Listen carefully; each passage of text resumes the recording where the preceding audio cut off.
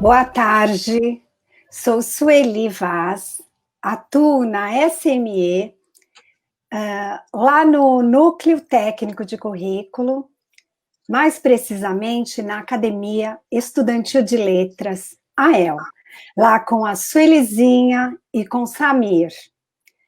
A Academia de Letras, a Academia Estudantil de Letras, AEL, ela é uma política pública em consonância com o currículo da cidade e traz uma matriz de saberes e os objetivos de desenvolvimento sustentável, as ODSs, para uma educação de qualidade. Neste sábado, dia 30 de maio, o projeto AEL comemorou 15 anos de existência. Já são 165 academias.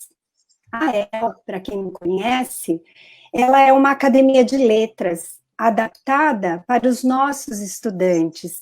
Configura-se um espaço de leitura e que explora a função humanizadora da literatura, interage de forma lúdica com outras linguagens. Hoje, nós transmitiremos mais uma live para os educadores, educadoras, estudantes, acadêmicos da AEL e as famílias da nossa rede. Esta é uma forma que encontramos de estarmos juntos, mesmo que separados. O tema desta tarde é muito especial. Falaremos sobre literatura. A literatura e o equilíbrio emocional em todas as fases da vida. Nosso convidado é mestre e doutor em literatura, escritor e educador, filho de argentinos, nasceu em Israel. Aos 6 anos, veio para o Brasil. Em São Paulo, vive e cria suas histórias. Já são 80 livros publicados no Brasil e 40 em diversos países. Recebeu diversos prêmios, entre eles o selo altamente recomendável pela Fundação Nacional do Livro Infantil e Juvenil, os 30 melhores livros do ano pela revista Crescer, e o prêmio White Ravens da Alemanha, o que significa fazer parte do melhor que foi publicado no mundo. Seja bem-vindo, Ilan Brema. É uma honra para a gente a tua presença. Ai, Sueli, assim, a alegria, ela é minha, assim, obrigado pelo convite. Eu sou um apaixonado pela escola pública, apaixonado pela rede, eu circulo pela rede, deve ter professores que estão aí agora acompanhando a gente, que me conhecer, circulo demais pela rede, pelas escolas. Estou sentindo uma falta danada de me encontrar com os leitores da rede. E para mim é uma coisa assim que me alimenta profundamente. As pessoas ficam emocionadas quando eu vou para as escolas públicas, mas você vai, claro, com tempo eu vou, tem que ter uma agenda, às vezes demora, mas eu vou, assim, eu vou bastante. E tem anos que eu vou mais, anos que eu vou menos, mas sempre vou. E quando eu chego lá, eu falo assim, nossa, Ilan, que maravilha, a gente nunca imaginou que você vinha, não, que privilégio. Eu falo, não, eu que sou privilegiado de poder estar aqui com vocês, porque realmente esse contato com a educação pública, com as crianças, com os leitores, isso é um alimento fundamental para o meu trabalho, e eu sei a batalha que é a educação e da rede, e realmente eu sou fã, não só dos professores, quero deixar bem claro, mas também dos bibliotecários, que eu adoro os bibliotecários, e não só dos professores, dos bibliotecários, de toda a equipe pedagógica, que todo mundo tem a sua função e é fundamental na escola. Na escola, sem uma boa cozinheira, não é uma escola também, né? Então tá todo mundo lá fazendo parte né, de um fim comum que é a educação da criança, né? Com um monte de problemas que a gente sabe, os desafios. Então, para mim, é um prazer imenso. Quando a Sueli entrou em contato, ela pode comprovar, não pensei 2 vezes e respondi na hora que, obviamente, eu estaria aqui com vocês. Não tem como recusar um convite da rede aqui de São Paulo, né? Estou há 20 anos, pelo menos, circulando pela rede, né? Ai, muito obrigada. E tem também o Felipe Freitas, que vai ser o nosso intérprete de Libras, tá? E eu gostaria de falar que o Ilan, Ele é um grande parceiro nosso, né? Nessa caminhada toda da El, ele está muito presente, né? Ele é muito generoso. Ele é um parceiro em todas as nossas academias. Nós temos muitos estudantes que ocupam a sua cadeira, né? A cadeira Ilan Brema, pois o escolheram como seu amigo literário. E ele também é patrono de duas academias, uma lá na Dre Guaianazes, lá na IMEF Ilha Chamas, e outra é lá no Jaçanã Tremembé, da IMEF Lourenço Filho. É um prazer, Ilan. Eu fui nas duas, hein? Eu fui nas duas. Foi. Ele é sempre presente, ele é um Eu grande existo, hein? Sueli, porque as pessoas acham que o autor, hoje ele é bem velhinho já, né? Hoje ele tá morto, né? Então, eu existo, sou real, um pouco careca, mas tô aqui firme e forte. Eu sabia que, Sueli, eu tava uma vez na Livraria Cultura com um amigo meu, tem muitos anos isso, na Livraria Cultura da Paulista, né? E aí eu fui mostrar para essa pessoa um livro que tinha acabado de publicar, tudo mais, na época. E eu cheguei na vendedora da Cultura e falei assim: você tem livros do Ilan Brenneman? Você falou assim: claro, tem. Tá. Aí a gente foi lá, viu lá uma estante, peguei o meu próprio livro para mostrar que eu queria mostrar para o meu amigo. E aí fiz uma pergunta para a vendedora, que é uma pergunta muito perigosa, assim, é muito perigosa. Assim, você gosta desse autor, cara? É perigoso, né? Aí ela falou: eu adoro esse autor, não sei. Eu falei, assim, prazer, sou eu. Ela deu um grito, ela fez, falei, por que você tá gritando, mulher? Porque eu pensei que você era um autor europeu e já falecido. Eu falei, não, eu tô aqui. Ela ligou para uma amiga dela e eu vi lá no andar disso, falou assim, Maria, o Willan existe, ele tá aqui, olha ele aí. Então você tem essa relação, você poder conviver junto, né, com os leitores, eles saberem que os autores existem de verdade, isso é uma coisa super importante para a vida das crianças, né? Nossa, muito importante, Ila, muito. Ila, estamos em meio a uma quarentena, Sim. de um isolamento, de um vírus invisível, que está amedrontando não só aqui o Brasil, mas o mundo. Infelizmente, matando muita gente. Temos a sensação de controle, que está tudo programado, tudo certo, aí vem a ruptura, a incerteza, o caos. Nesse momento, a literatura pode nos ajudar em relação ao equilíbrio emocional? A literatura pode nos fortalecer, Ila? Sem sombra de dúvida. A primeira coisa interessante que a gente pode falar dessa sua pergunta do começo é como nós homens, assim, o ser humano é um bicho muito estranho, porque a gente adora se iludir, né? Assim, a nossa vida. Estava escutando uma música outro dia, uma música do Cartola, né? Chama Moinho, esqueci outro, é Moinho de Ilusão, uma coisa assim. Esqueci o título, mas era Moinho de alguma coisa. E falava sobre como que as pessoas, né, o ser humano adora se iludir, né? A gente tem essa queda para a ilusão, né? E uma das ilusões da humanidade é a ilusão de controle, a ilusão que está tudo já, né? As coisas nunca vão voltar para trás, tudo que a gente conquistou está conquistado para sempre.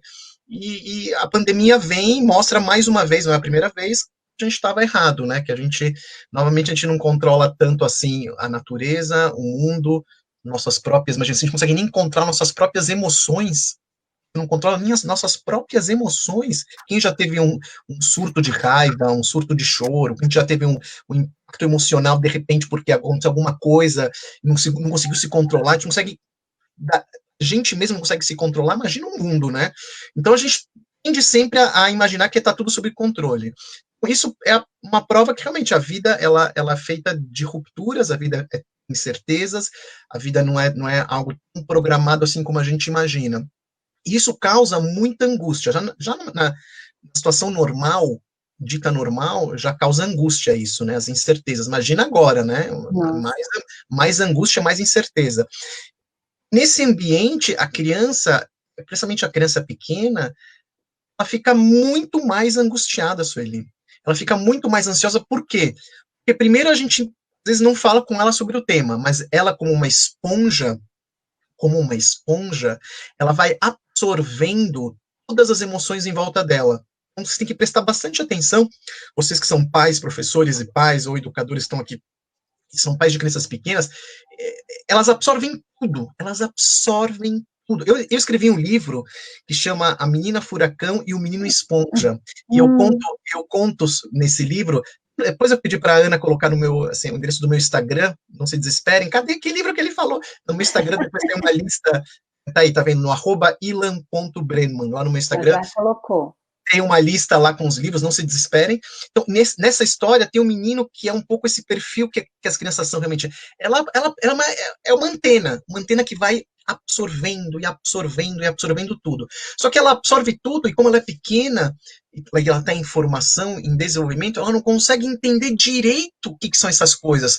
Mas ela sente angústia, ela sente a ansiedade, porque ela vê que o pai está ansioso porque o trabalho não tem mais, foi demitido, porque não pode sair de casa, porque o futuro está incerto, porque tem violência doméstica em casa, quando está mais tudo próximo, tem uma zona completa, vê as notícias da morte, a morte rondando. Então, você imagina a cabeça dessa criança. Então, como a gente pode ajudar essa criança para organizar essa confusão? Né? O que a gente tem que fazer para ela não entrar numa coisa perigosa no momento desse, que é perigoso? Porque quanto mais triste a gente fica, mais abalado emocionalmente, isso ali a gente fica, mais depressão, mais as doenças oportunistas nos pegam. Não sei se você deve conhecer pessoas, mas todo mundo conhece pessoas próximas, ou que já passou também por isso, você passa por uma depressão muito forte, as doenças pegam a gente, são doenças oportunas com a gente, baixa, por quê? Porque baixa a resistência, a emoção tem a ver com a resistência, com a química cerebral, baixa a resistência, e vem as doenças oportunistas que te pegam lá, estão lá dentro da gente e vão lá eclodindo.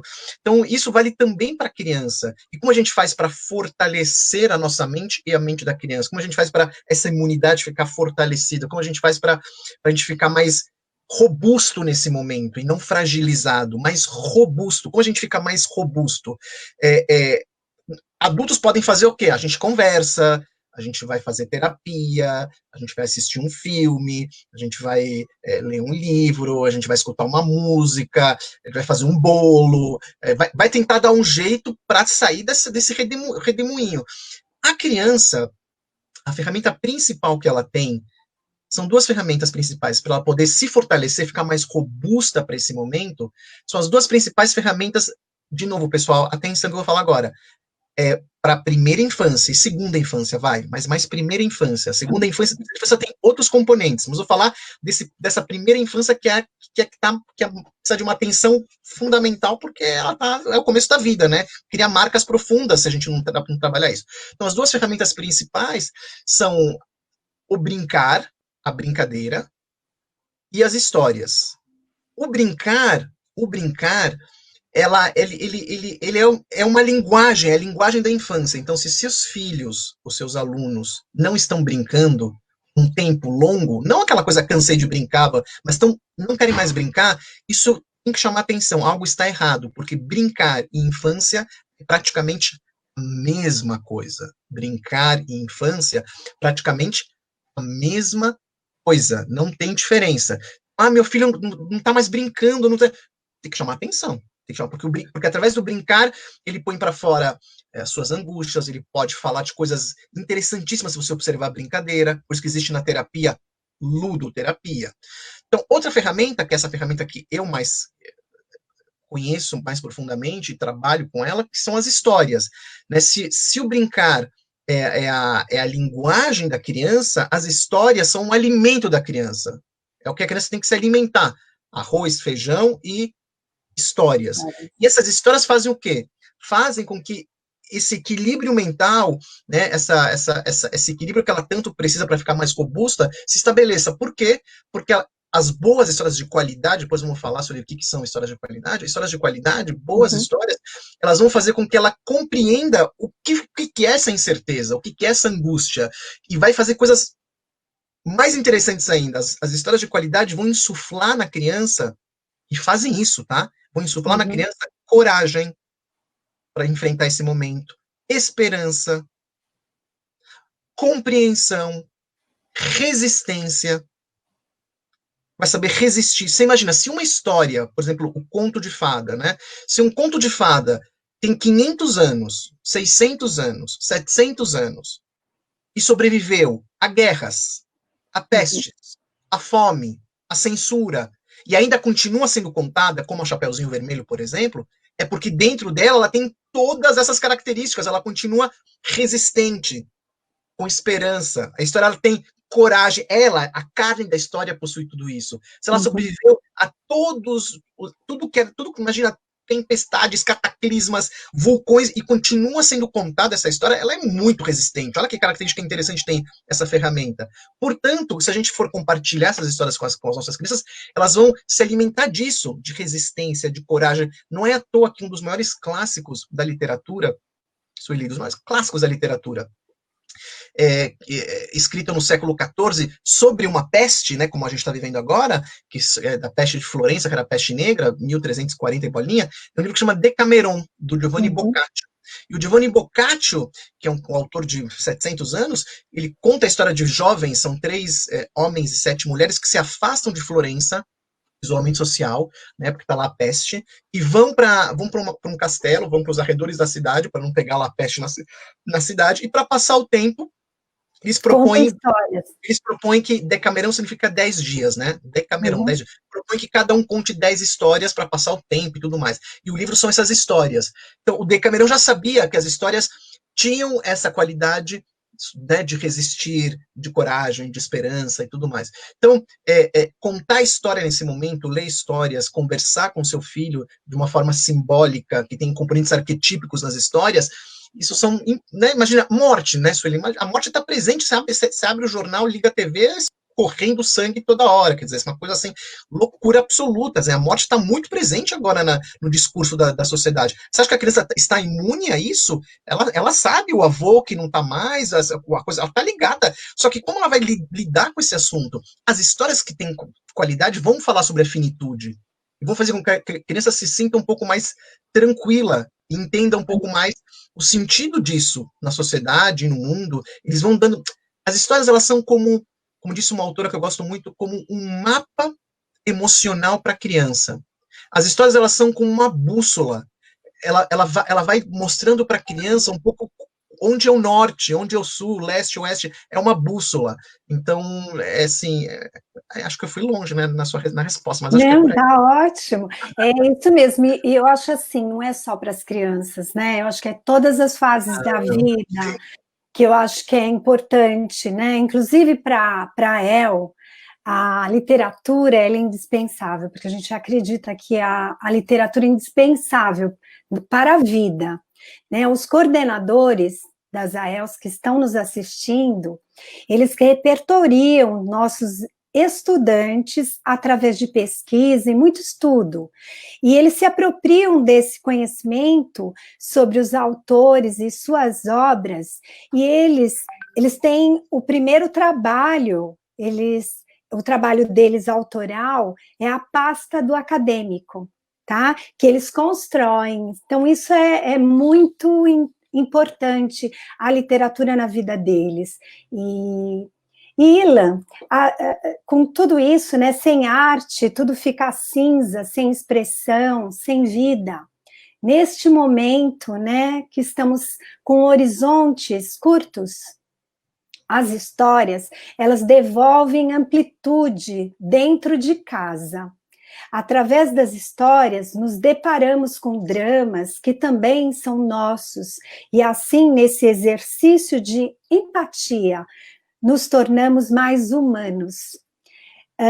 Antes de ser escritor, você foi um contador de histórias pelo mundo, inclusive teve uma experiência com bebês, pensando na literatura como uma das ocupações mais estimulantes e fecundas da família. A família, ela pode estimular a arte desde a infância, isso é importante, não é? Isso é fundamental, assim, na Segunda Guerra Mundial, o Winston Churchill, que foi primeiro-ministro da Inglaterra, aliás, Sueli, eu falando, falei a questão do meu Instagram, tá bacana o meu Instagram, mas eu tô fazendo, tá lá no IGTV do meu Instagram, obrigado, Ana, eu falo Instagram, já aparece aqui embaixo, nossa, tá tudo maravilhoso, né, obrigado, Ana.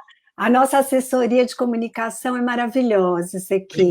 Obrigado, Ana. Então, lá no meu Instagram, eu comecei a fazer uma série muito legal, super editada, com filme, com foto, que chama Grandes Gênios da Humanidade e o que podemos aprender com eles. Então, eu falo muito É legal. Maravilhoso.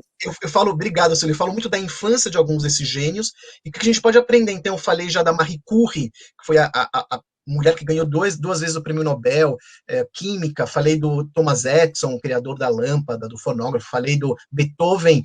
Falei da Hipátia de Alexandria, que é uma das mulheres mais extraordinárias e inteligentes da face da Terra, da antiguidade. Pouca gente conhece a Hipátia, um final trágico de vida, horroroso, uma coisa assim que tenebroso, assim, e uma mulher assim de um espanto assim de cabeça maravilhosa. E eu vou falar agora do Churchill, vai ser meu próximo, vai ser o Churchill. Uhum. Por isso que eu lembrei. Então, quem quiser depois acompanhe a série lá, tá no IGTV, e também no meu canal do YouTube, que eu esqueci pra Ana falar, mas é o mesmo nome, tá lá no YouTube.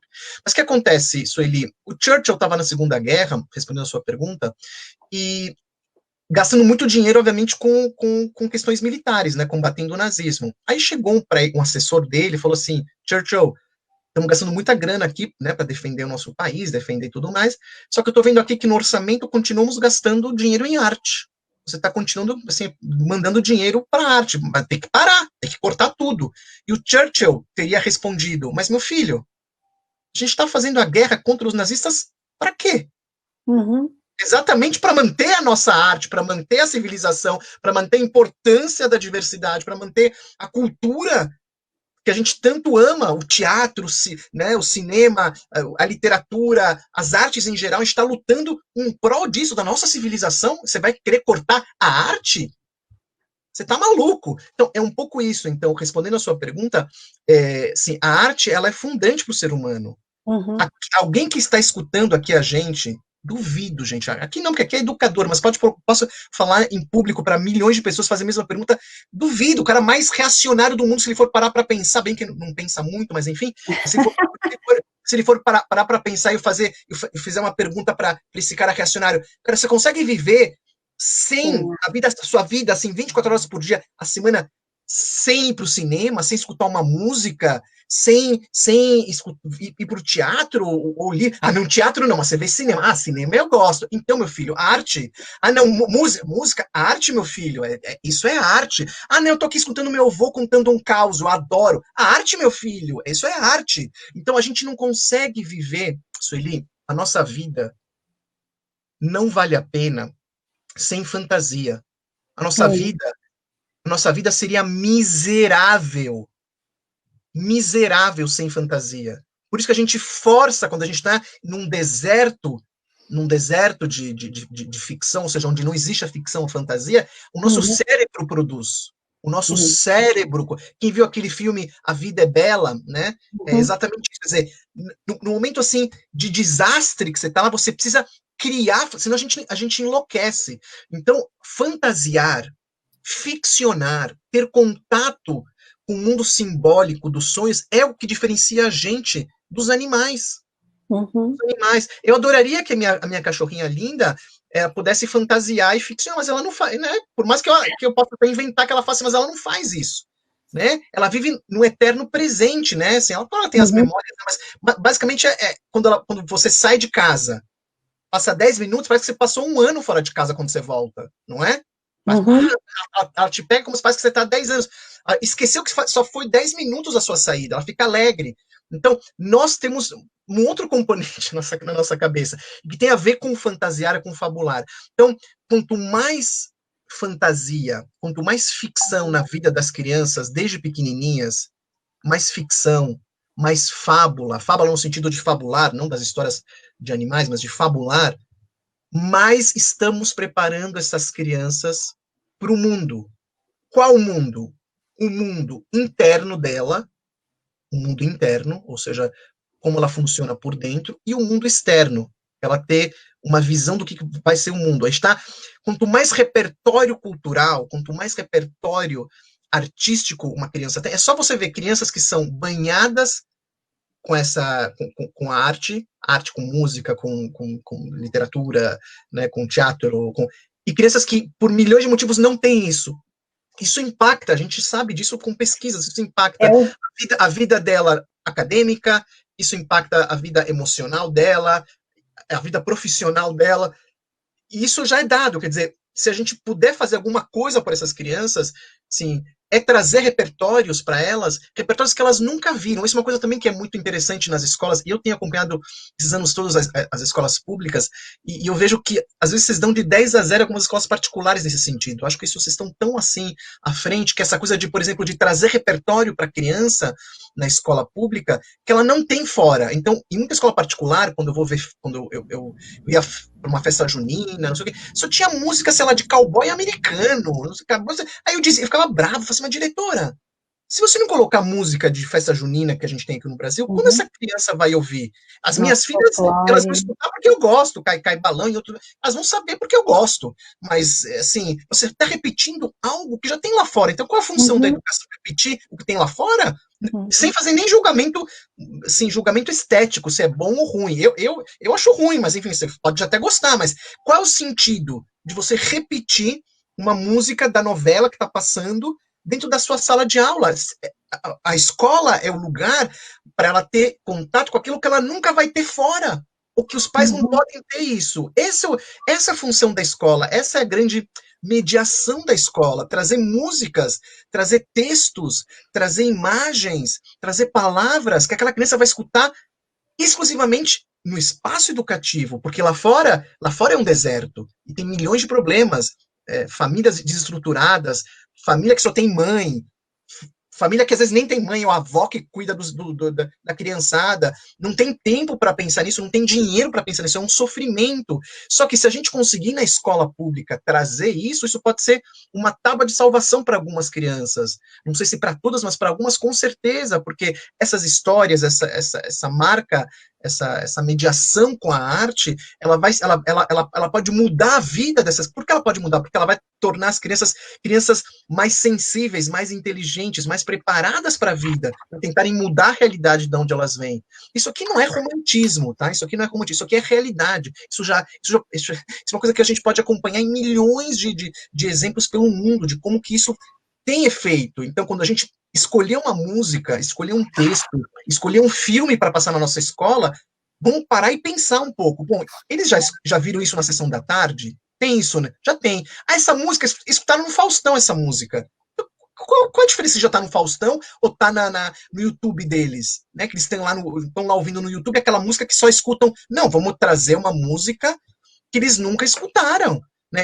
Eu tento apresentar para as minhas filhas músicas que eu gosto, que quando elas eram pequenininhas, elas nunca, se não fosse eu, nós não iam ouvir. Agora, elas não gostam das músicas, de umas músicas que eu não gosto, gostam, e eu deixo. Tem músicas que eu acho detestáveis, e eu falo para elas, na boa, a gente acha isso horrível, mas escutem, tá bom. Mas ao mesmo tempo, elas escutam outras músicas e conseguem fazer pular de um lado para o outro, e elas vão falando, né? Vão falando, nossa, pai, essa aqui é diferente daquela que você não gosta. Falei, claro, e essa que eu não gosto, eu vou fazer uma aposta com você, e eu sempre ganho, tá, gente, nessa aposta. Essa música que eu não gosto, daqui a um ano você não vai escutar mais, porque vai sair de moda. E essa outra que você está adorando, daqui a 30 anos, talvez os seus filhos, como eu escutava com os meus pais, vão escutar. Então, quando a minha pequena a minha pequena toca no violão Beatles, é isso. Quando a minha pequena toca Ana Júlia, ou toca Legião Urbana, ou toca músicas do Led Zeppelin, mas não quer dizer que ela não escute músicas da moda, ela também escuta. Que faz parte da vida de cada um. Eu também tinha músicas da moda que já passaram, mas não é isso que vai fazer a diferença. E por que essas outras músicas permaneceram? Por que Beatles ficou? Né? Por que o Cazuza ficou? Por que o Cartola ficou? Por que né, o Led Zeppelin ficou? O Pink Floyd ficou? Porque a qualidade é maior, porque senão não tivesse ficado. Né? E por que a qualidade é maior? Porque ainda fala a nossa cabeça, a nossa mente, o nosso coração, dialoga com os nossos sonhos, com os nossos pesadelos, dialoga com o ser humano, porque senão ia morrer. Ninguém tem na sua playlist, pelo amor de Deus, não se entreguem, hein, aí, né? Não se entreguem. Eu imagino que ninguém tem na sua playlist segura o Tchan é. Marrochan. Eu acho isso. Um dia eu perguntei isso, uma pessoa falou, eu tenho. Ela estava toda envergonhada, falava, nossa, primeira vez que eu vi ela começou a rir, porque normalmente você não tem. Né, você é da moda, aquela música do Michel Teló, que era que nem chiclete, até esqueci a música, mas como que é? Me segura, me pega, lá, lá, lá, lá, lá. Foi assim, uau, mas acabou. Ninguém fica tocando isso. Mas se você ligar agora a rádio, ou for para sua playlist que você ama, você vai ter as suas músicas preferidas de todos os tempos. Né, o seu Roberto Carlos, a sua música sertaneja raiz, que vai Chico durando, Buarque, Chitãozinho Chororó, aí vamos para o MPB, Caetano. Buarque, Caetano, Gil, umas mais recentes que eu gosto do rock brasileiro, dos Titãs, né, do Legião, do Capital Inicial, vai tocando, né, além da música clássica, das músicas, você vai tocando anos e anos e anos e não para. E as da moda vão passando, nenhum problema com música de moda, tá? Só que eu acho que essas músicas não deveriam, de preferência, estar lá porque eles já conhecem, não é censura, gente, porque eles já conhecem. Então não tem sentido Uhum. você repetir. Mas talvez não conheçam um Cartola da vida, não conheçam, né, um Titãs da vida que é legal, né? Nem sei por que estou falando isso, a gente chegou mais Mas é uma alimentação cultural, né, que é necessária, né, Ila? com Ah, certeza. e sobre a sua experiência com os bebês, Ah, Ila? então essa é a pergunta, você vê que viajei na maionese aqui, né? É? Então, Aquela, porque eu achei muito interessante aquela tua não, então, é experiência. tudo dos bebês, vamos lá, assim, bebês, tem um autor francês que chama Jean Biarnès, tem um texto belíssimo, eu lembrei dele, eu fiz uma aula junto com uma psicóloga winnicottiana na PUC, né, no laboratório da PUC, que está agora na quarentena, e eu lembrei desse texto do Jean Biarnès, e ele fala, esse francês, ele fala assim, que o bebê, ele se torna humano no entorno das vozes humanas, ou seja, as vozes humanas tornam o bebê o que ele é. E o que o Biarnés quer falar sobre isso, quer falar sobre a linguagem, como a linguagem torna os bebês homo sapiens. Somos homo sapiens porque falamos, né? Então, os bebês, o que a gente sabe? Eles precisam escutar linguagem. Bebê que não escuta ninguém falando fica doente, literalmente doente. A linguagem, ela é fundante, tanto para o cérebro da criança, né, como em questões emotivas, emocionais e tudo mais. Mas o bebê vai entender história como a gente entende? Claro que não, mas ele vai entender que o cantar, a gente sempre fazia isso, só que hoje tudo virou muito técnico, é tudo especialista, né? Tudo essa coisa meio louca. Vou fazer curso para contar história para bebê. Gente, eu acho isso uma doideira absoluta. Eu acho uma doideira porque a gente faz isso sempre. Imagina as pessoas, uma coisa natural. Há milhares de anos você vê um bebê, você tem as cantigas e você tem as brincadeiras de dedos, as parlendas. De repente a gente se perdeu aí nesse mundo pós-moderno. Um professor meu da USP dizia pós-moderno de pozinho, assim, pozinho, né? Pós-moderno, né? E a gente se perdeu um pouco nisso, né? E ficou meio, sabe, uma coisa meio maluca. Agora precisa fazer curso para algo que você vê um bebê dá vontade de falar gostoso. Não precisa fazer gargarejo, vou fazer aula de canto para falar com um bebê, né? Então os bebês eles precisam ser banhados com linguagem e quanto mais banho de linguagem esses bebês têm, mais eles vão ser falantes, mais eles vão ser inteligentes. Então isso que você estava me perguntando, eu estava no final dos anos 90, comecinho dos 2000, Sueli, fazendo um projeto de humanização hospitalar na Fundação Abrinq, um projeto chamado Biblioteca Viva nos Hospitais.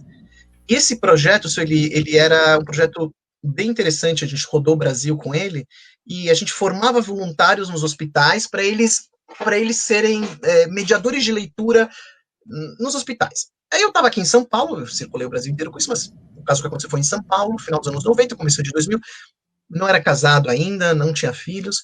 Chegou no meu texto, chegou na minha mesa lá do trabalho um texto de um psicanalista francês, quem me deu foi a minha coordenadora, a Patrícia, das grandes especialistas assim também dessa área de bebês e leitura aqui do Brasil, e a Patrícia falou, Ilan, lê isso aqui. E era um psicanalista francês que falava sobre leitura para bebês e a importância disso, como funcionava, e eu fiquei enlouquecido, falei, gente, será mesmo? Será? Acho que sim, viu? Faz todo sentido. E eu nunca tinha lido para bebê na minha vida, não tinha bebê ao meu redor. Aí o que acontece, eu cheguei para o diretor do hospital, era aqui o Hospital das Clínicas, o Instituto da Criança, falei, olha, doutor, tem aqui esses textos aqui, eu queria entrar com os meus voluntários aqui do projeto para ler para os bebês. Mas aonde? Ele falou, não, aqui na neonatal. Ele falou, o quê? Não, na neonatal aqui. A neonatal de lá era bebês que tinham passado por cirurgia, ou que iam para cirurgia, eram casos graves, delicados, e eram onde tinha bebês. E eu falei, lê o texto aí, diretor, depois você me fala se você deixa ou não. Ele leu o texto, ficou tão enlouquecido quanto eu, fascinado, era um cara muito pra frentex, falou, pode ir, eu autorizo. A gente preparou as voluntárias, que eram enfermeiras, terapeutas ocupacionais, colocou uma roupa especial e tudo, nossa, tudo limpo, os livros com papel contact a gente limpou. Chegamos na enfermaria, na neonatal, né? Tinha lá uma janelinha, eu chamei a enfermeira-chefe, ela falou, o que você está fazendo aqui com esses livros aí, com esse pessoal? Falou, não, eu sou de tal projeto, eu queria entrar para ler para os bebês.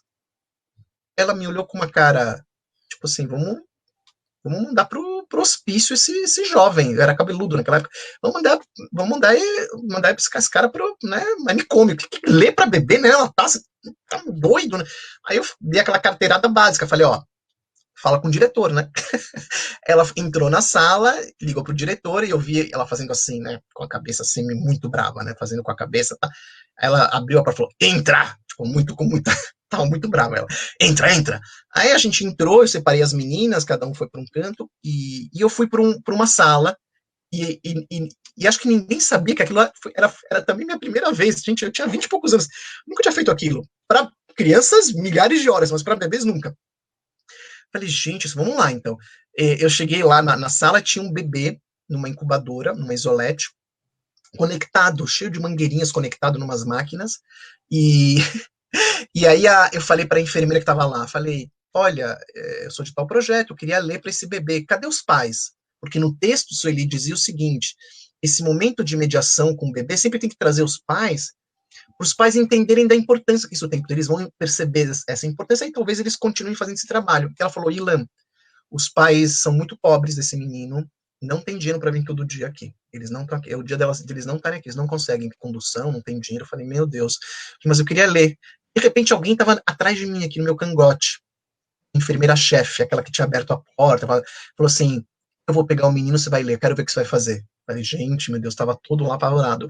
Aí ela pegou o bebê, tirou da incubadora, sentou numa cadeira, com as mangueirinhas e tudo, ele tudo se mexendo assim, ela falou, pode começar.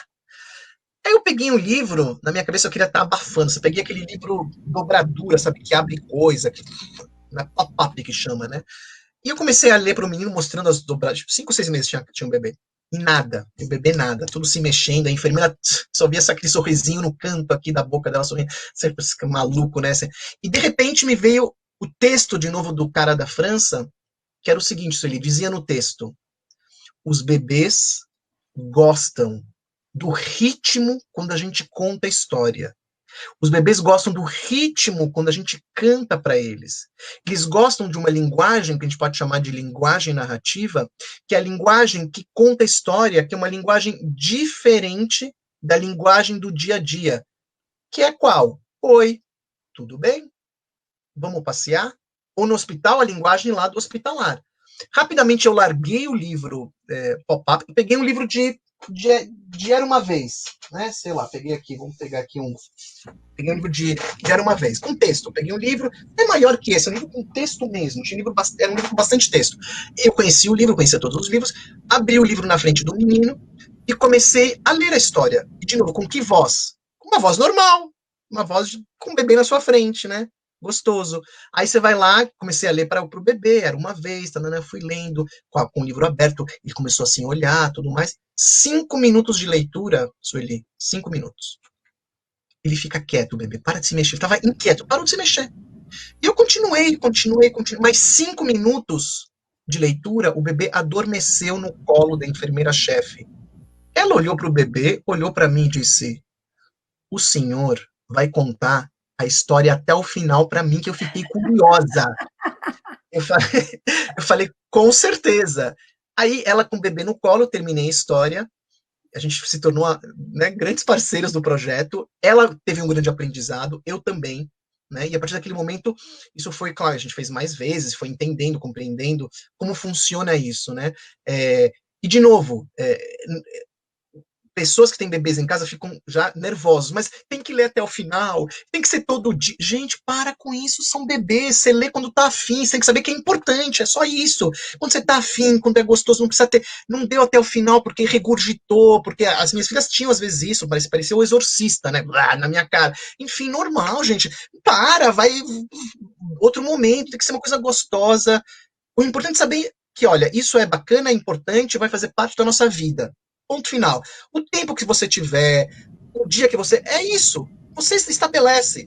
torna isso como uma coisa, como dar papinha, você não tem que dar papinha todo dia, então é isso, às vezes dá certo as papinhas, às vezes não dá, funciona assim, então às vezes vai dar certo a história, às vezes não vai dar, não vai tá, tem dias que ela vai se acalmar, tem dias que não, parece que não deu nada, mas aos poucos vai dando resultado, isso é certeza, porque com 8, 9, 10 meses, todos os bebês começam a fazer já relações entre história, livro, pai, mãe, cuidador, é uma coisa linda de se ver. É lindo, lindo, E lindo, lindo, quanto lindo. mais cedo que você apresenta, ele também vai ter mais cedo, vai saber para que serve, né, o livro. Isso vale para tudo, né? Isso vale Pra para tudo. livro, isso vale para música, isso vale para tudo. Tudo, né? Quanto mais.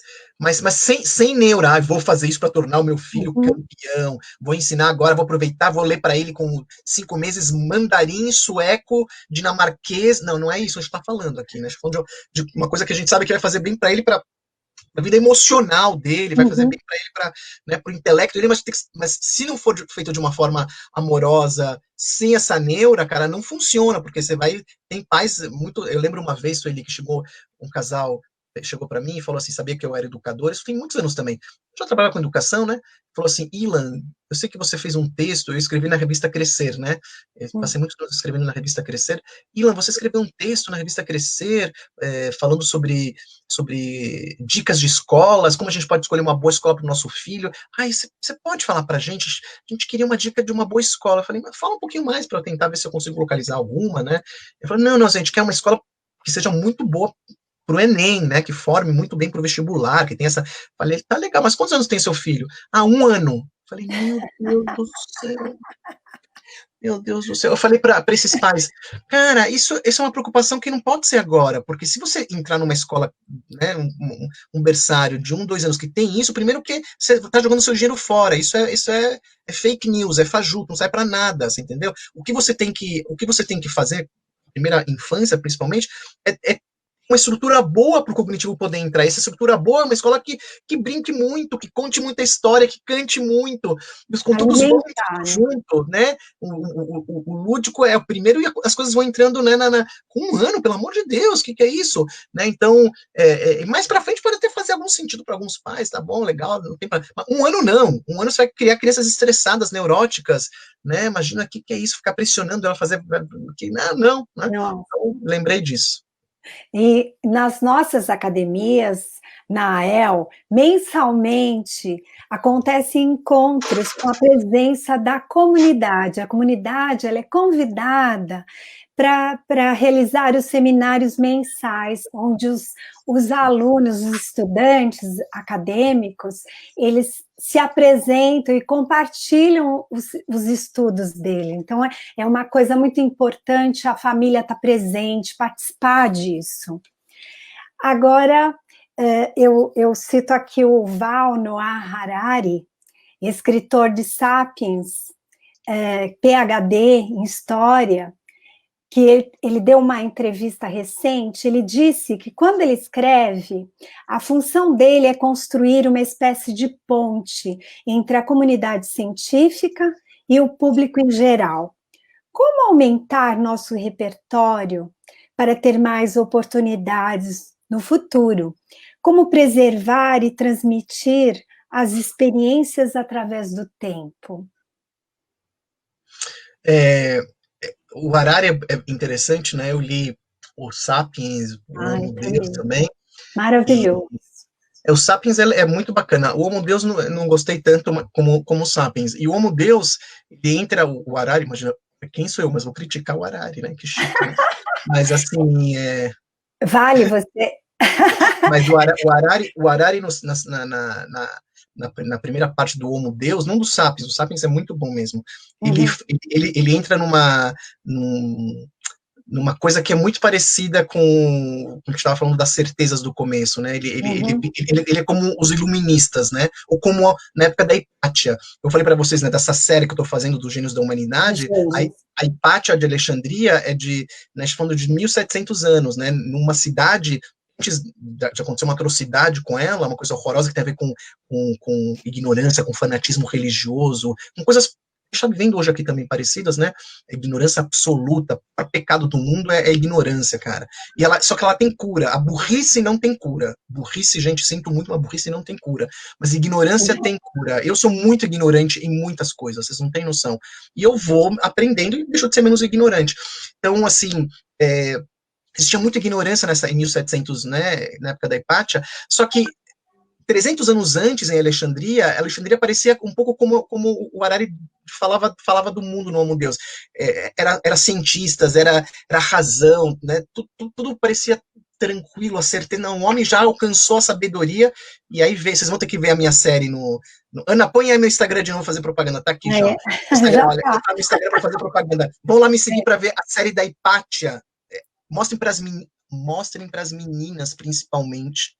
Menino pode ver também, tá? Mas principalmente para as meninas, né? Eu sei que a Thaís, que é uma professora que é amiga aqui da família, tá aí, eu vi ela passando por aí, a Thaís, que é professora de escola pública e amiga da família. A Thaís mostra para suas filhas sobre a Hipátia. Estou tentando ainda convencer as minhas filhas a ver a Hipátia, porque elas viram os outros, mas não chegaram na Hipátia ainda.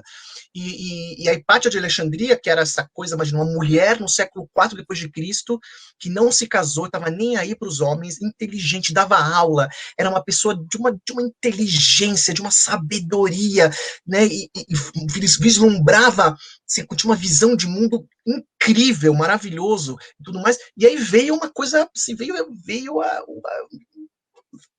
peste da ignorância do fanatismo. Aí você vai passar mais 1700 anos o iluminismo francês, né, principalmente, vai falar também, nossa, agora com a razão o homem conseguiu, já imagina, nunca mais a gente vai ter problema, porque agora a razão, a ciência, conseguimos chegar, o progresso, chegamos lá, somos... O que vem depois disso? A Primeira Guerra Mundial, minha gente. Com uma carnificina, o pessoal usando a ciência para inventar arma química, matando gente com gás mostarda, uma coisa horrorosa. Aí acabou a Primeira Guerra Mundial e vieram de novo os iluministas. Não, porque acabou, já isso aqui é do passado, agora sim, agora vem a razão, agora vem... O que vem? A Segunda Guerra Mundial. Pior que a primeira, Sueli. E de novo, quer dizer, a gente chega agora no momento, por isso eu estou falando do Harari, o Harari no Homo Deus, ele chega e fala assim, nos primeiros capítulos, fala assim, não, as pestes, a guerra e a fome acabaram. Não tem mais. Já estamos agora. Isso é coisa do passado. Peste, mas não vai ter mais. O que veio? O coronavírus, meu Deus do céu! Veio o coronavírus. Eu não sei se alguém perguntou isso pro Harari. E agora, Harari? Veio, você falou que não ia ter mais. Veio a natureza, veio o mundo e falou, cara, não estamos no controle do mundo. Né? Então o Harari coloca essa. Eu entendo essa coisa da esperança, mas a gente tem. Isso é bom a gente tá um pouco assim, ficar um pouco desconfiado, para a gente poder se preparar para o pior também, né? A gente não achar que chegamos lá, fizemos, né, não chegamos lá coisa nenhuma. Tem muito ainda a ser feito, principalmente individualmente, né? A mudança principal é a mudança individual de cada um. A gente fala muito do outro, né? Saber que tem uma pesquisa engraçadíssima que fala muito do ser humano, né? Não sei se o Harari conhece essa pesquisa, mas que fala assim que em perguntas sobre o trânsito, quando se pergunta sobre o trânsito, né, fala assim, 90% das respostas das pessoas, você dirige bem, você dirige mal, 90% das pessoas sempre falam que o outro dirige mal. É sempre o outro. De 100 pessoas, 90 dizendo o outro que dirige mal. Cara, é isso o ser humano. Isso é impossível, porque tem muita gente que dirige mal, muito mais que, né, pelo amor de Deus, né, não 10%. Então assim, é sempre o outro, o outro que não entende nada, o outro que não é. Então é um trabalho que a gente tem que fazer muito profundo de mudança interna, de mudança. Que nem aquele casal que está na cozinha, no café da manhã, e o homem, ele só reclama de tudo e fala, não, porque o mundo tá uma droga, e só tem, reclama, e ninguém faz nada, ninguém se mexe. Aí a mulher fala, então a primeira coisa que tem que fazer, levanta a bunda daí e vai lavar seu prato. Uhum. Ou seja, você começar você, né? Isso. Começando você, eu falo isso o tempo inteiro para as minhas filhas. Às vezes dá certo, às vezes não. Mas agora na quarentena tem dado mais certo, cara. Você quer reclamar? Faz a sua cama primeiro. Aí depois você vai me encher o saco. Faça a sua cama primeiro. Ajude na casa. Aí depois você pode reclamar. Não pode reclamar antes disso. Então, a mudança é uma mudança interna, né? Isso foi, eu falei um parênteses sobre o Harari, porque é uma coisa que me chamou muita atenção, porque ele deu como já certo, a gente tinha já passado por isso, né? Para ele, a gente não ia mais passar por esse tipo de coisa, e a gente está vivendo, né, novamente uma coisa que se repete, né? Mas espetacular o Harari. Harari, não fique bravo comigo, mas uma Eu outra, adoro. é uma, é uma outra Mas visão. ele é fatalista, né? Tem algumas coisas que ele fala em termos de futuro aí, bem. Um Não, futuro bem. ele fala de um futuro, não sei se ele é fatalista, ele dá como certo, assim, ele crava, ele quer cravar, e eu acho que, eu não gosto de pessoas que cravam, assim, eu praticamente não gosto, por isso que eu não gostei tanto do segundo livro quanto do primeiro. O primeiro é uma coisa, ele faz uma coletânea de saberes, e acho fabuloso essa coletânea. Já no segundo ele quer cravar, eu acho que quem crava sempre nunca é gente que nem o Harari, quem crava são artistas, quem crava são escritores de literatura, quem crava é George Orwell, ele crava, com a Revolução dos Bichos, com 1984. Quem crava é o Huxley. Vocês querem ver quem crava? Admirável Mundo Novo. É literatura que crava. Admirável Mundo Novo. O Freud tem uma fala famosa que ele diz: cara, não adianta a gente cientista, assim, os cientistas acharem que a gente vai sempre chegar primeiro. Quem chega primeiro, diz o Freud, são sempre os artistas. Os artistas sempre antecipam o futuro. Não somos nós cientistas. O artista, você vai ler as distopias de anos atrás, ou textos muito antigos, são esses caras que são os oráculos. O oráculo é o artista, o oráculo é o cara que, né, é o escritor que consegue vislumbrar mundos, né, além do visível. Você pega um outro cara que chama Philip Dick também, que é um outro cara também que faz, tem muita coisa agora feita no cinema dele, estão recriando muita coisa. Esse é um espanto também, né? É um espanto. Black Mirror, que é uma coisa, são coisas futuristas, você entendeu? Então, eu acho que os artistas acertam mais do que os cientistas sociais, do que os. E eu leio todos eles.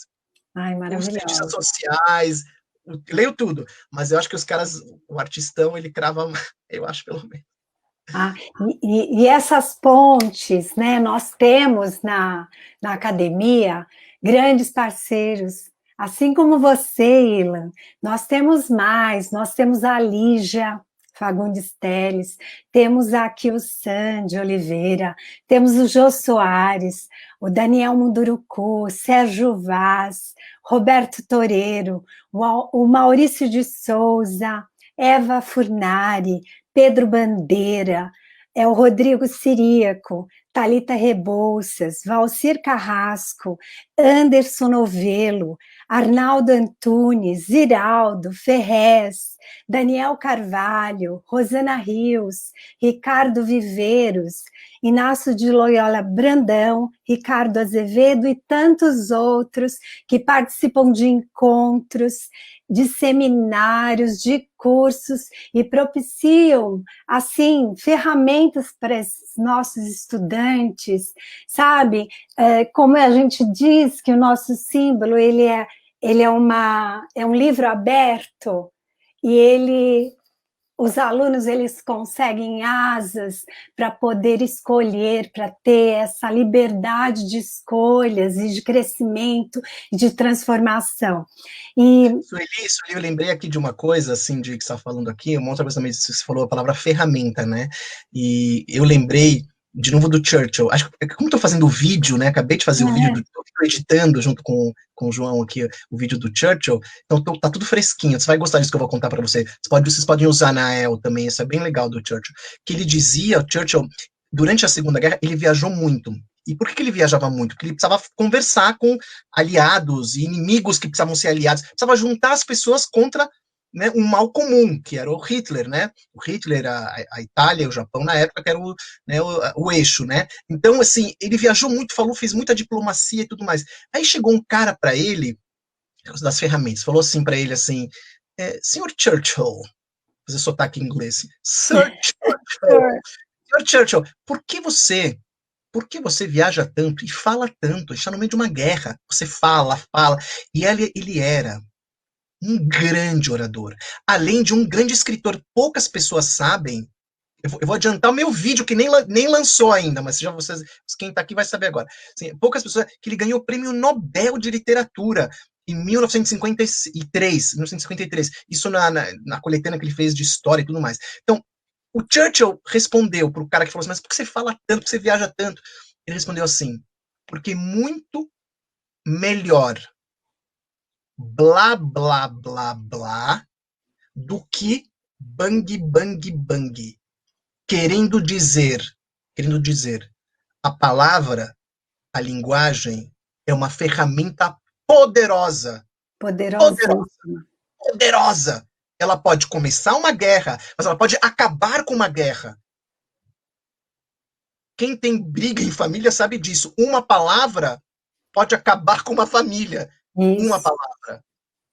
E uma palavra pode reconciliar a mesma família. Então, Uhum. isso vale para o micro e para o macro. Então, quando você fala das ferramentas na EL, e eu, quando eu fui para a EL, nas duas AELs, que se diz? Duas Ael, AELs, eu é, fui nas duas, eu vi as crianças falando, e você já viu o impacto na fala, na linguagem, na postura da criança impactada pela linguagem. Você via isso, eu escutava as crianças, eu via que tinha uma coisa lá de diferente. É esse o impacto que o Churchill falou, é o blá, blá, blá, é a palavra movendo montanhas, e move montanha. De novo, eu não estou falando que não é uma coisa romântica, tá, gente? Sabe por que não é romântico? Porque eu estou aqui falando. É isso que a gente está fazendo aqui. Isso é uma realidade. Né? Romantismo é ser ingênuo e achar que só isso. Não é só isso. Isso faz parte de uma coisa toda. Tem outras coisas complexas. Às vezes a guerra ela é inevitável, é evidente, mas o final da guerra passa pela linguagem. Passa pela linguagem, não só pelas armas. As armas e também pela linguagem. Né? E a linguagem é uma das ferramentas mais poderosas do mundo. É só a gente ver como a gente se mata nas redes sociais. Através do quê? Das palavras. A gente acaba amizades, através das palavras. Das palavras. A gente consegue machucar o outro de uma forma como se fosse uma facada através das palavras. Abre uma cicatriz, tem um provérbio árabe que diz: quando a gente quebra um osso, ele cria uma cicatriz.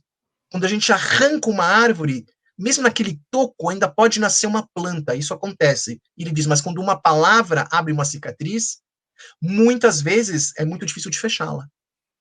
Mais do que o osso e mais do que a árvore. Então, isso é pro mal. Então vamos usar ela pro bem.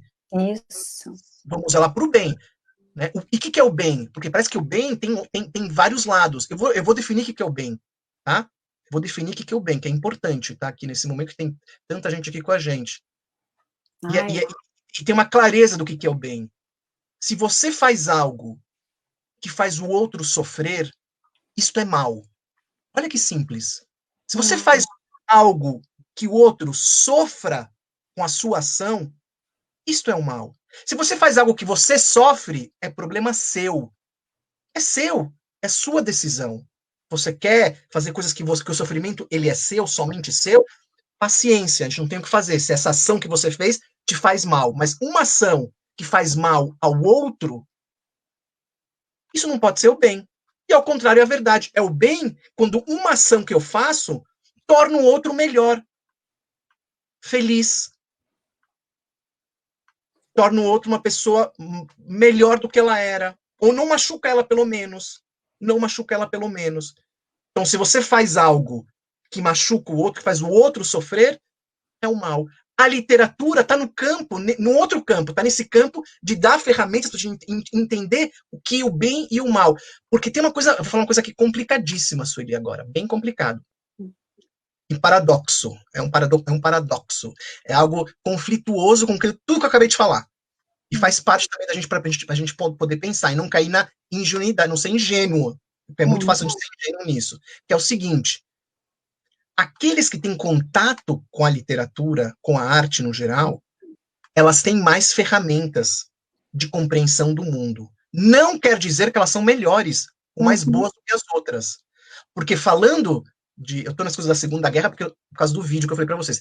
Falando de Segunda Guerra, quando os russos entraram nos campos de concentração nazista, que é o mal encarnado, onde se matavam crianças, mulheres, homens, como fosse uma fábrica de matança, coisa mais abjeta, mais asquerosa da história da humanidade, a forma que eles matavam, né? Pessoas indefesas, crianças, bebês. todo dia milhares de pessoas, neste local, nesse campo de concentração que os russos entraram no final da guerra, nos barracões onde os soldados nazistas que praticavam essas atrocidades dia a dia, eles encontraram, sabe o quê? Biblioteca. E com livros de muita qualidade, clássicos, encontraram discos, compositores maravilhosos. E o que eu digo com isso? Eu digo assim, que as pessoas que têm a possibilidade de ter acesso a isso, mais culpadas elas são de suas ações. Mais responsabilidade elas têm, então esses soldados são 1000 vezes mais culpados daqueles que não tiveram a oportunidade de ter isso, que também são culpados, mas os que tiveram, porque eles sabem, têm consciência do que é o mal. A, que a literatura...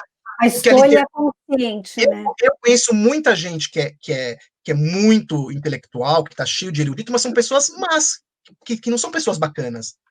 E elas são mais más, pior ainda, porque elas têm consciência do que elas estão fazendo, elas têm conhecimento, elas têm... E conheço muita gente, obviamente, que tem essa relação com as palavras, mas são pessoas muito bacanas. Só que o que eu posso falar para você? Que se a gente não fornecer isso para as nossas crianças, elas não podem fazer essa escolha. Elas têm menos escolhas. E às vezes elas vão para um lado, vão partir para um lado, elas não têm esse conhecimento, eles não têm essa... Então, chega um momento que quem decide não somos mais nós, mas é o indivíduo, é a criança que vai crescer, vai decidir, você vai dar o melhor, eu vou dar o melhor que eu posso para as minhas filhas. Mas vai chegar um momento que elas vão fazer as escolhas, elas podem fazer escolhas erradas, a gente faz escolhas erradas, mas isso não é comigo, isso já é com elas. A gente deu as ferramentas para elas para poderem olhar os caminhos que tem na vida. Tem vários caminhos que se abrem quando a gente tem a arte na nossa vida, quando a gente tem a cultura na nossa vida, tem caminhos. Agora, os passos que você vai dar nessas estradas é com você. Se você tem crianças que não têm isso, as estradas diminuem. São poucas estradas, pouquíssimas estradas. E às vezes a criança não tem muito, né? Às vezes acontece um milagre lá e vai para uma estrada, né? Assim, por uma coisa assim, milagrosa, mas não devia ser assim, porque em país de primeiro mundo não é assim. Em país de primeiro mundo, todo mundo tem o começo da corrida, ele é tudo igual. O ponto inicial ele é igual. Então, crianças de famílias ricas e famílias pobres na Europa estão na mesma escola. Então, o ponto inicial é igual para todo mundo. Depois, aqui não. Aqui, as crianças pobres estão, às vezes, 10, 15, 20, 30 metros atrás, enquanto os outros estão começando a corrida já lá na frente. A literatura e a arte, ela iguala isso. Você quer igualar? Você quer igualar a criançada? É através disso, porque tem muita escola, às vezes, particular e famílias mais abastadas que não tem arte, não tem cultura. Dá um valor para isso. Então, você quer dar essa igualada? É através disso. Isso vai vir junto com o conhecimento, porque, pessoal, atenção, sem imaginação não há aprendizagem. Não. Tá, vou falar de novo, tá? Sem imaginação não tem... Então, matemática, como um moleque vai entender uma pergunta de matemática se ele não sabe ler e escrever direito? Então, a matemática está ligado à literatura, está ligado às palavras. Isso vale para todas as matérias. Então, sem imaginação, não tem aprendizagem. A gente precisa primeiro dar isso para a criança e ela vai criando a estrutura para o aprendizado se acoplar nisso. As pessoas, elas não sabem, eu vou contar aqui uma coisa interessante. Bem interessante. Que aquela prova PISA, que é a cada 3 anos, é uma prova internacional sobre aprendizagem em 60 países, né? O Brasil sempre faz parte, sempre está no final, uma tragédia. E eles fazem provas de linguagem, de ciência, enfim, tudo mais. E os países que estão lá na frente, já foi a Escandinávia, Dinamarca, Finlândia, agora são os países asiáticos. Todos os países que estão lá na frente, você vai investigar os jovens. Quem são esses jovens que são os jovens que estão no topo do mundo da aprendizagem, do conhecimento? E você vai ver a infância desses jovens, quase todos os jovens, Sueli, quase todos os jovens, primeiro top, os 10 primeiros, relatam que na sua infância ouviam histórias dos pais. Então, olha a relação das histórias com o topo da aprendizagem, né, do PISA. Os jovens dizem, a gente ouvia histórias, quando eram crianças que, né, tinham uma relação com histórias, com literatura, desde a infância. gente, estou falando aqui muito, né? Não, tá ótimo, tá Aqui, né? ótimo. Eu gostaria até de falar dos livros. A Elja tem 4 livros, Lila. Quem não conhece, entra no portal da secretaria, né? O ano passado tem esse, né? Que é o nosso último, que são crônicas coletivas dos nossos alunos. Em 2017 nós temos os contos. Então, como é transformador, é o que você falou. Você dá a ferramenta, o aluno ele conquista, ele tem opção de escolher, ele tem uma possibilidade de mudança. São políticas públicas que transformam a vida dos nossos estudantes, né? E acho que tem algumas perguntas. Olha só. O Ilan, ele mencionou que a escola pública, em muitos aspectos, está na frente de escolas particulares. Concordo e gostaria de saber a opinião dele sobre como quebrar o hábito das escolas particulares, especialmente de cobrarem leituras através de provas, resumos. É da Renata. Renata, deixa eu falar uma coisa aqui para você. Eu mudei muito em relação à resposta que eu vou dar para você aqui. E eu adoro poder mudar. Eu não gosto, assim, quando eu escuto assim, você vai escutar isso em várias coisas, todo mundo já escutou isso, eu sou assim, não vou mudar. A gente acha isso tão terrível, isso, gente. Sinto muito falar isso, mas eu acho terrível, cara, isso. Porque o ser humano, cara, se fosse isso, a gente estaria frito, a gente estaria ainda na Idade Média, sabe? A gente tem que tentar mudar. Se a gente, as pessoas apontam coisas pra gente, a gente é ignorante, depois a gente aprende, então eu não sei certas coisas, eu vou aprender, eu mudo. Não, eu sou assim, não vou mudar. A gente não é pedra, a gente é ser humano, né? A gente muda, as coisas mudam, né? A gente né, tem essa, né, essa coisa de falar, não, né, não quero saber. Tem que saber. Porque eu lembrei, antes de responder para Renato, eu lembrei de uma história, eu sou assim, pessoal, eu vou lembrando de Ai, história. maravilhoso. O Sócrates, gente, não Sócrates Casagrande, Vladimir, Birubiru, que eu sou corintiano, gente. Sim, sim, não esse Sócrates, cara, que eu adorava. Aliás, eu conheci ele quando eu era criança, cara. Fiquei tão emocionado, apertei a mão dele, tudo mais. Fiquei tudo emocionado, gigante, assim. O Sócrates, o filósofo, ele foi condenado à morte, Sueli, condenado à morte. Ele foi acusado por parte da elite lá de Atenas de corromper os jovens, de trazer deuses e não sei o que lá, de combater os... Enfim, e o Sócrates, ele podia até ter fugido da pena de morte lá que ele recebeu, mas ele decidiu morrer, era uma questão dele lá, essa postura dele, os princípios dele. E quando a sentença de morte dele foi tomar cicuta, foi tomar veneno. E antes de ele tomar o veneno, estava rolando uma festa religiosa na época, e tiveram que atrasar a sentença de morte, que era ele mesmo tomar, né, a cicuta. Então ele passou um mês na prisão antes de se matar, e todo esse relato, o Sócrates não escreveu nada, viu, pessoal? Ele não escreveu, a gente não tem uma linha do Sócrates, é tudo através do Platão, o Xenofonte, eles não escreveram nada. E aí você vai ler no Platão, essa cena, que o Sócrates, nesse um mês, ele recebia visitas dos alunos, dos amigos, recebeu a visita da mulher, da Xantipa, dos filhos. E tem uma coisa interessante que eu lembrei agora quando eu falei essa coisa da pergunta da Renata, é que numa das visitas um aluno chegou e o Sócrates estava com uma flauta na boca tentando, né, tocar. Mas sabe quando você começa a aprender flauta, aquela coisa horrorosa, super chata, sabe? Quem tem filho sabe como que é isso, aquela coisa chatíssima, né? Então era mais ou menos isso. O aluno falou, mas, mestre, você tá fazendo o quê, mestre? Falou, aprendendo a tocar flauta. Ele falou, mas você vai morrer daqui 15 dias. Ele falou, mas ainda não estou morto. Se ainda não estou morto, eu posso ainda aprender alguma coisa. Ele queria ensinar com isso, ele fez a coisa da flauta para poder ensinar isso para os alunos. Ou seja, a gente sempre pode aprender, sempre pode mudar, né? Então, isso é uma coisa fundamental na vida, não se fechar, não ficar fechado, eu sou assim, pronto, não. Tentar ser aberto para as coisas da vida, né? E aí, o que aconteceu? Aí, Renata, quando vocês faziam essas perguntas dos livros em relação a provas e avaliações, eu era bem radical quando era mais jovem e comecei a trabalhar com literatura e achava assim, nossa, né, prova, resumo de livro, nossa, isso estraga tudo, não sei o que lá. Então, os anos foram passando e fui compreendendo muito mais o processo, estando em escola, sendo professor, fui professor de escola, trabalhei dentro de escola privada, frequente a escola pública, como eu falei, há muitos anos, e fui compreendendo que, na verdade, o problema, Renata, não é a questão da prova e do resumo do livro. O problema é só ter prova e resumo do livro. Então, o que eu fui percebendo que as escolas que tinham momentos diferentes, onde o livro era apresentado pelo livro, quer dizer, o presente é a história, né? E tinha momentos que esse mesmo livro ou outros eram usados para prova e para resumo, as crianças, os alunos não tinham nenhum problema, porque eles sabiam que o livro não remetia só a prova e resumo. Ou seja, é como a imagem é o seguinte, é como você dá uma pá, por uma pessoa cavar um buraco, sem falar o que tem lá dentro. Vai cavando, vai cavando. É uma coisa extenuante, uma coisa muito chata, muito. É a prova do livro, vai cavando aí. Mas por que tem que. Porque tem que ter prova, tem que ter prova.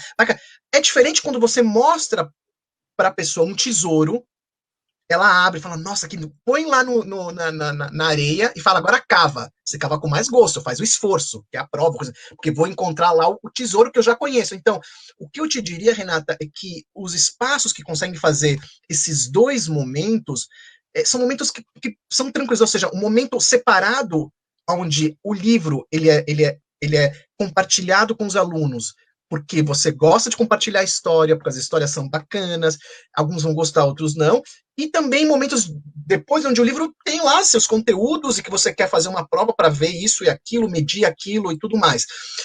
O que acontece? A escola virou um lugar exclusivo em muitos lugares só de prova e resumo. E que isso eu também acho, eu critico isso. Então você afasta, isso é uma coisa meio óbvia, afasta a criançada da literatura e da. Mas eu vejo que as escolas estão mudando, tem as feiras de livro, então nesses momentos eles encontram com os autores, eles leem para se encontrar com os autores, não para fazer prova. Aí depois, quando tiver a cobrança, vai mudando, né? Não sei se eu respondi a Renata, mas enfim. Ai, respondeu. Ilan, chegando ao fim do nosso bate-papo. Ai, que pena, adorei, adorei, adorei. Agradeço imensamente. Acho que todo mundo, acho que, sabe, se deliciou com as suas respostas, porque você é incrível, você é o nosso parceiro querido. Eu agradeço imensamente. Agradeço também a Ana Carla, da Ascom, assessoria de comunicação. Agradeço o Felipe. Felipe, muito obrigada. Agradeço a todos os coordenadores da AEL, das 13 diretorias regionais de educação, que são os nossos grandes parceiros para tocar esse projeto maravilhoso. Eu agradeço aos professores, às professoras, os estudantes, os acadêmicos da AEL e as famílias da nossa rede. Agradeço também a Suelizinha, que é a idealizadora desse projeto maravilhoso, que está nos assistindo, e mando um beijo para todo mundo. Agradeço o Samir, que lá na secretaria nós somos os 3 S's. Muito obrigada a todo mundo, agradeço Deixa a eu falar uma coisa, Sueli, participação. ó. Oi, Amanhã eu vou fazer uma live, assim, muito legal, só de repertórios de livros e filmes, com o Valcir Carrasco, que é o autor de novela, também escritor e tudo mais. Então vai ser no meu Instagram esse encontro com o Valcir, vai ser às 7 da noite, tá? Então entre no meu Instagram. olha, Vai ser uma live só de repertório, só de filmes, de livros, beleza, marcaram as ótimo. nossas vidas, vai ser uma coisa bem legal. E durante a semana também tem outras lives aí bacanas e o pessoal acompanha. Queria agradecer demais o convite, Sueli, mandar um beijo para a Suelizinha, para o Samir, para todo mundo. Morrendo de saudade de ir para as escolas. Espero que, Ai, nós que também. o mais rápido possível eu possa voltar. E valeu pela conversa, adorei. Obrigado, Felipe, Adorei. pela ajuda. Desculpa se eu falei muito rápido, Felipe, desculpa. Né? Eu vou me empolgando mesmo, né? E Ana, obrigado, Ana que está atrás do selo da prefeitura, obrigado. Já entreguei a Ana nos bastidores, obrigado por tudo. Agradeço a participação de todos nessa transmissão e avisamos que vai ter mais lives, tá? Fiquem atentos, tá? Teremos outras, basta acompanhar o site de SME e das redes sociais. Contamos com a participação de vocês juntos, mas mesmo que separados. Um beijo para todos. Tchau.